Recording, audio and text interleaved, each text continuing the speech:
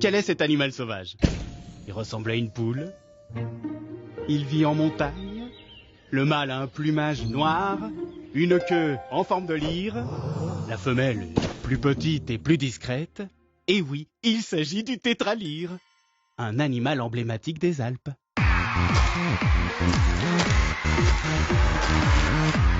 Un animal star, mais malheureusement vulnérable.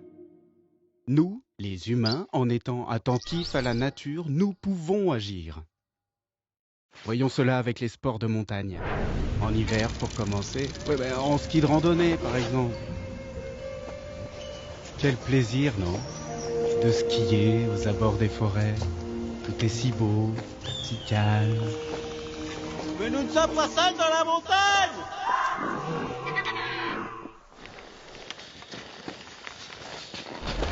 Là, un tétralyre. Mais comment est-il arrivé là? Magnéto. L'hiver, le tétralyre creuse un igloo dans la neige pour se protéger du froid. Il n'en sort que 2 fois par jour pour se nourrir. Le reste du temps, il se repose pour économiser son énergie. Et oui! Les conditions climatiques rendent la survie difficile! Le tétralyre s'épuise! De plus, la nourriture se raréfie!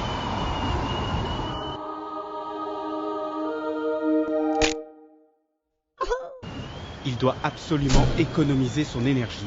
Sinon... Reprenons notre paisible excursion.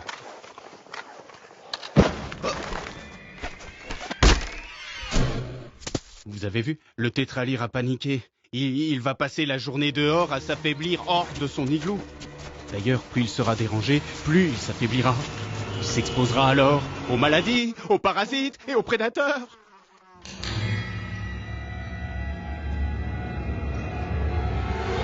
Bref, le tétralyre, il laissera des plumes.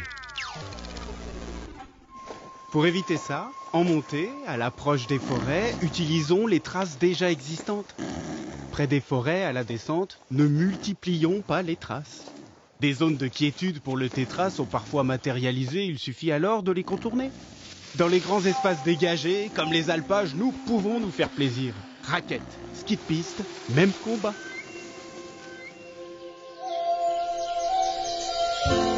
Voyons maintenant ce qui se passe au printemps. La nature s'éveille. Voici un tétralyre au top de sa forme. L'hiver s'est bien passé. Il peut enfin se remplir décemment l'estomac et chanter sa vigueur retrouvée. C'est la saison des amours qui commence, avec ses parades nuptiales.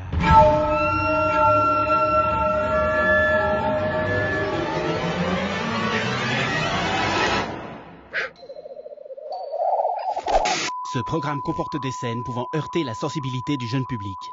Et qui a trop souffert en hiver ne trouvera pas de partenaire.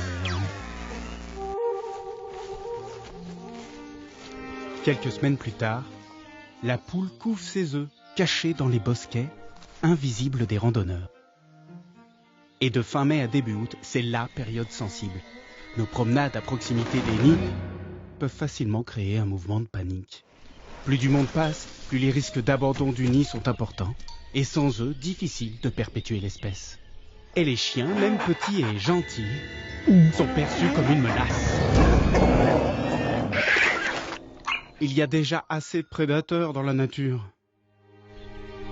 Alors que faire? On essaye au maximum de rester sur les sentiers balisés. Et pour les chiens, on reste vigilant, en laisse, c'est mieux. Le tétralyre, et toutes les autres espèces d'ailleurs, ils ont pas mal de choses à gérer. Alors essayons de leur donner un coup de main en respectant ces quelques règles pour tous cohabiter.